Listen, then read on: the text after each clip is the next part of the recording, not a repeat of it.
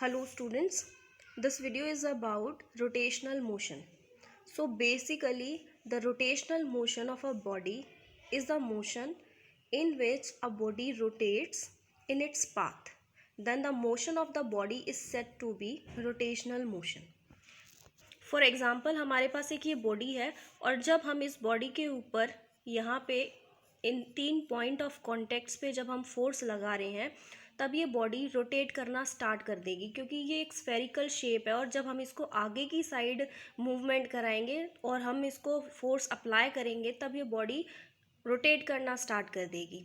So in that type of image और in that type of object when we apply force of that object, then the whole mass of the body is concentrated at a particular point and that point is known as center of mass. उस point को हम बोलेंगे center of mass. So basically in rotational motion center of mass of a body वो point होता है जहाँ पे पूरी body का mass हम मानते हैं कि concentrated है, इकट्ठा है. And if the force is applied directly on that point, अगर हम उसी एक पर्टिकुलर पॉइंट पे फोर्स अप्लाई करते हैं then it will produce same motion as when force is applied on whole body. चाहे हम इस पूरी बॉडी के ऊपर इस तरीके से फोर्स अप्लाई कर रहे हैं या सेंटर ऑफ मास जहाँ पे कंसनट्रेटेड है पूरी बॉडी का उस एक पर्टिकुलर पॉइंट पे अगर हम फोर्स अप्लाई करते हैं तो तब भी बॉडी उसी मोशन को एग्जिबिट करेगी जैसे कि प्रीवियस वाले को कर रही है जब हम इस तरीके से फोर्स अप्लाई कर रहे हैं. So it should be noted that कि सेंटर ऑफ मास कोई रियल पॉइंट नहीं है, ये हाइपोथेटिकल पॉइंट है, मीन्स इमेजिनरी पॉइंट है कि हम ये मानते हैं, सपोज करते हैं कि कंप्लीट बॉडी का मास एक ही पॉइंट पे कंसीडर है. सो कंसीडर करते हैं हम इसको सिर्फ जस्ट फॉर मैथमेटिकल सिंप्लिसिटी के लिए. Otherwise we have to apply the force on the body in such a way कि बस वो ऑब्जेक्ट हमारा मूवमेंट करे, उसका जो मूवमेंट होगा, उसका जो मोशन होगा वो that is said to be rotational motion. Now if we have two particles like H2O2, H2 जो हाइड्रोजन है, हाइड्रोजन के 2 एटम है और ऑक्सीजन के भी हमारे पास इफ 2 एटम है, 2 पार्टिकल है हमारे पास. उन दोनों पार्टिकल के सेंटर ऑफ मास को अगर हम डिस्क्राइब करना चाहें तब उस चीज़ को हम कैसे एक्सप्लेन कर सकते हैं. So let in this diagram you have to see that कि एक्स और वाई एक्सिस है हमारे पास. एक बॉडी है जिसको हमने बॉडी 1 नाम यहाँ पे कंसीडर किया है, उसका मास है m1 से डिनोट कर रहे हैं. सेकेंड बॉडी जिसके मास को m2 से डिनोट कर रहे हैं. और जब दो बॉडीज़ सेम होती है तो उन दो बॉडीज़ का जो सेंटर ऑफ मास होता है उसको हम मिड में कंसीडर किया जाता है.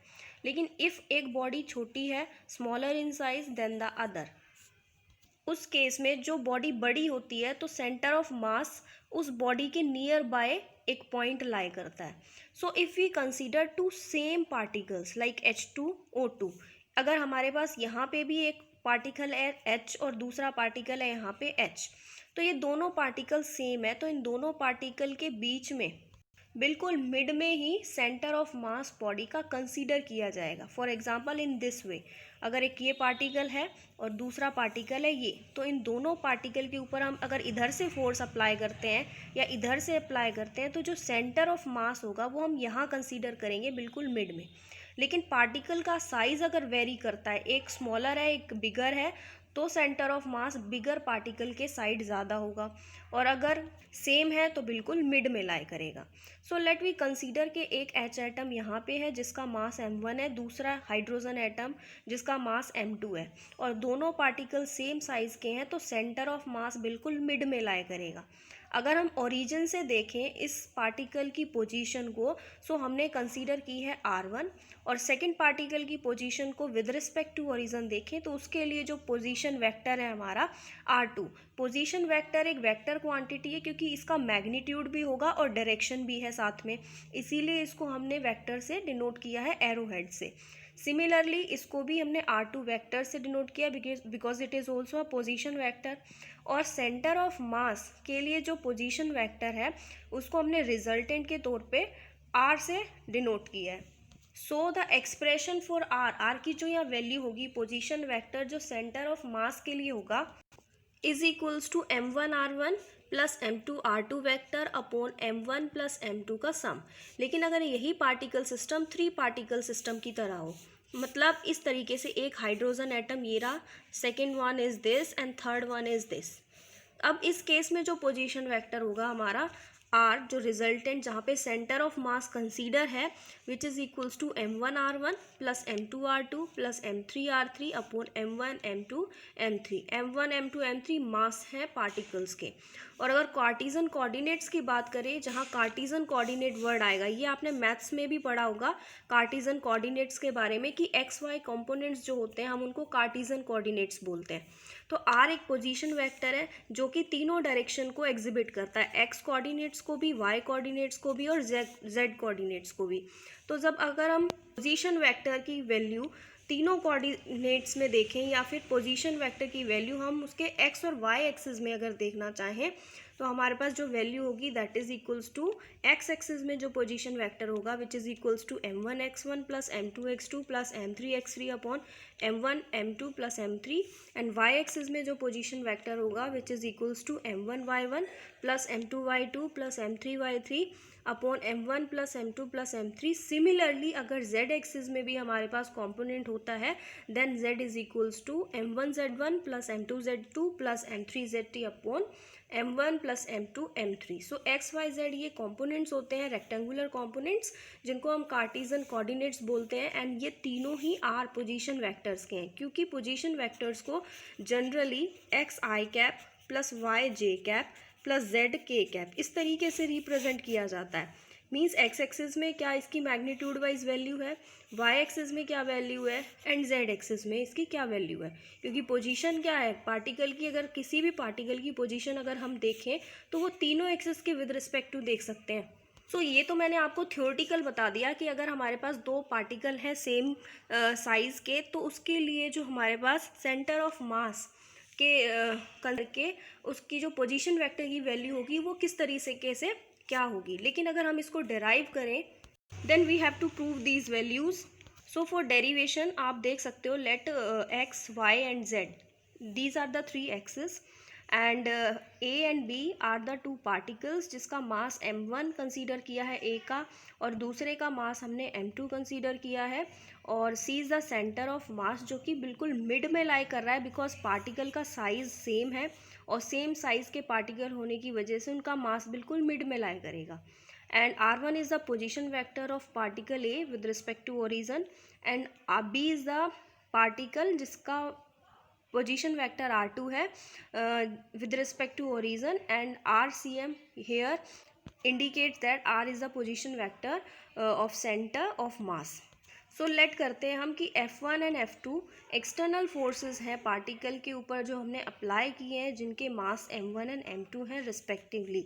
जैसे ये पार्टिकल है, इसके ऊपर हमने एक्सटर्नल बाहर से जो फोर्स लगाया है which is equals to F1, and ये पार्टिकल है इसके ऊपर एक्सटर्नल फोर्स लगा है which is equals to F2, and capital F1 1 2 is the internal force on m1 due to m2। जैसे कि हम यूनिवर्सल लॉ भी पढ़ा है हमने, और न्यूटन्स का थर्ड लॉ भी है कि every action there is equal and opposite reaction. इस बॉडी की वजह से इसके ऊपर कुछ ना कुछ फोर्स लगेगा और इस बॉडी की वजह से इसके ऊपर कुछ ना कुछ फोर्स लगेगा।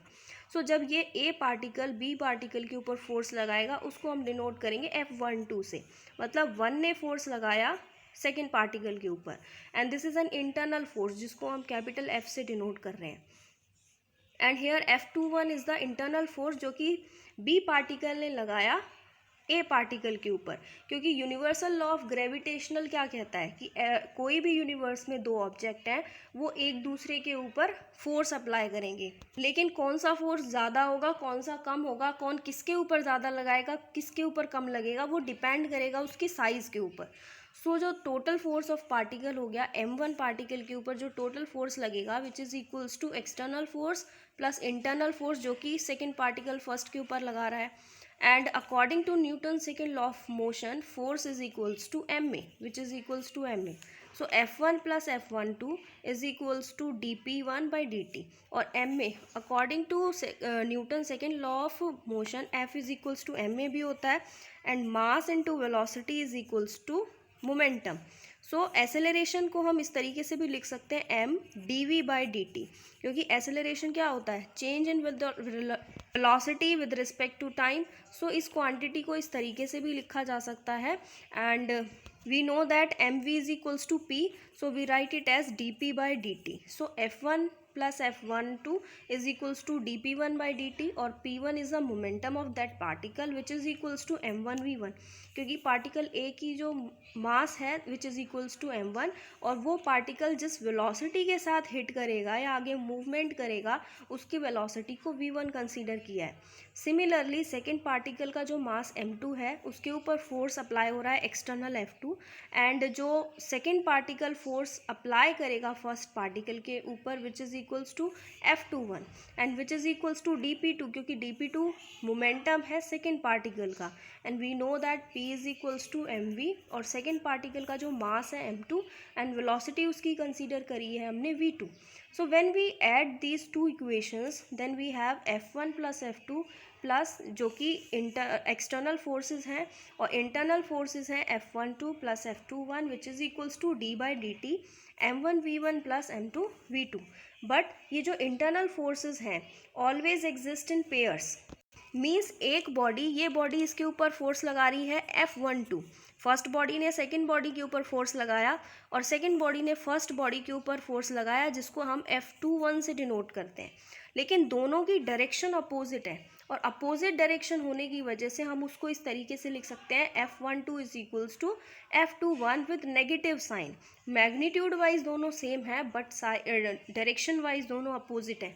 सो when we take this value here, then we have f12 plus f21 which is equals to 0, and जो external forces है which is equals to internal forces, not magnitude wise but maybe not direction wise. So we consider f1 plus f2 is equals to f external. जो external forces जो हम अलग अलग bodies के लिए हमने कंसीडर किया था उसको कंप्लीट हम लिख सकते हैं दोनों के कॉम्बिनेशन को f कैपिटल F एक्सटर्नल से, and capital F external is equals to d by d t m1 v1 plus m2 v2.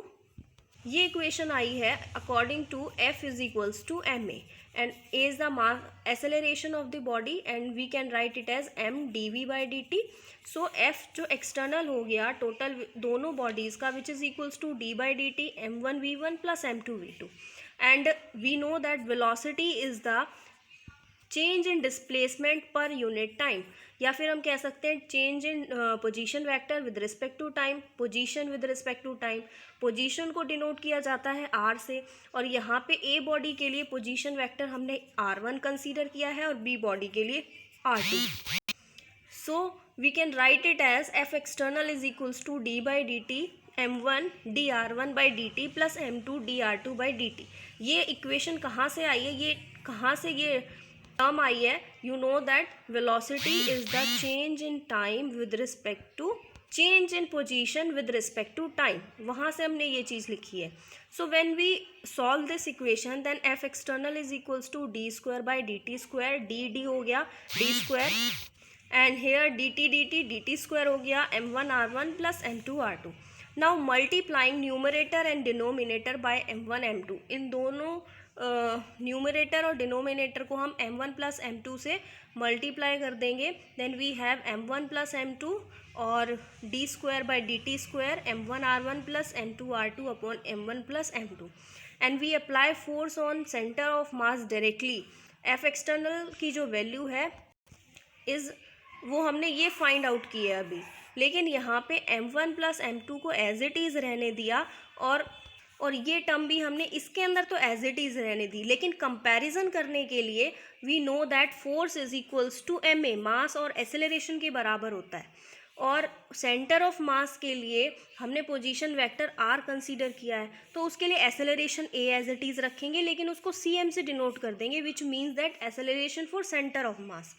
So external force जो सेंटर ऑफ मास पे लगेगा which is equals to m1 plus m2 into में a centre of mass, and m1 plus m2 we know that acceleration क्या होता है change in velocity with respect to time, so dvcm by d T, and f external is equals to m1 m2, और velocity क्या होती है change in position vector with respect to time.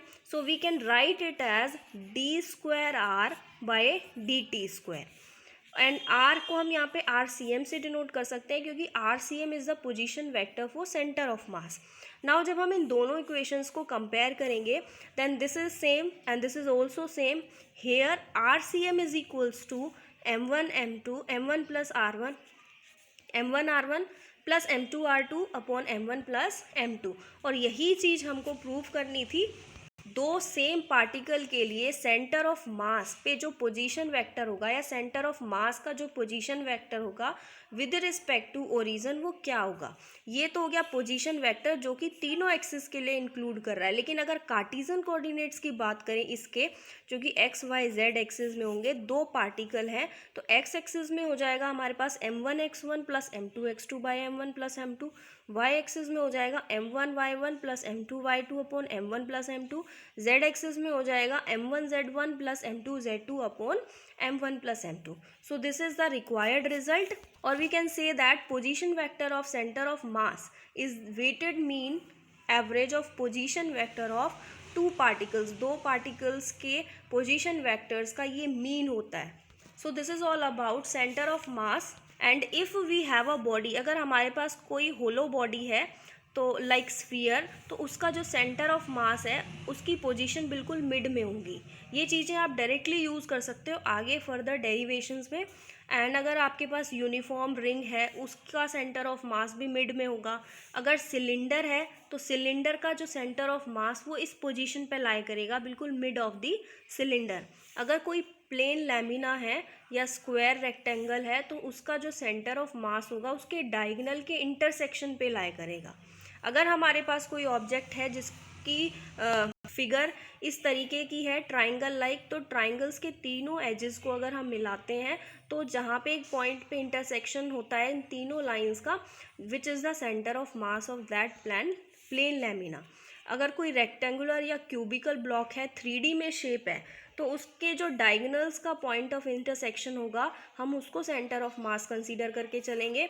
और अगर हमारे पास कोई पिरामिड है like this cone like structure जिसकी हम कंप्लीट हाइट h मान लेते हैं, तो उसका जो सेंटर ऑफ मास होगा वो यहाँ लाई करेगा. मींस वर्टेक्स के अगर हम देखें तो 3h/4, और अगर हम डाउनवर्ड से देखें ग्राउंड से तो h/4 पोजीशन के इतने हिस्से पे डिवीज़न होगा, क्योंकि इसकी जो नीचे का फिगर होता है वो थोड़ा ब्रॉड होता है और अपवर्ड थोड़ा थिन होता है. उस वजह से इसका जो सेंटर ऑफ मास है वो इस पॉइंट पे लाई करेगा. लेकिन if we have a rod shaped, then we have to consider the centre of mass of the rod between the centre of the rod. Like ये रॉड है हमारे पास, तो इस रॉड के मिड में सेंटर में उस रॉड के हम उस बॉडी का सेंटर ऑफ मास कंसीडर करके चलेंगे. तो इस तरीके से अगर हमारे पास ऑब्जेक्ट्स हैं तो उनके centre of mass in positions पे लाई करेंगे.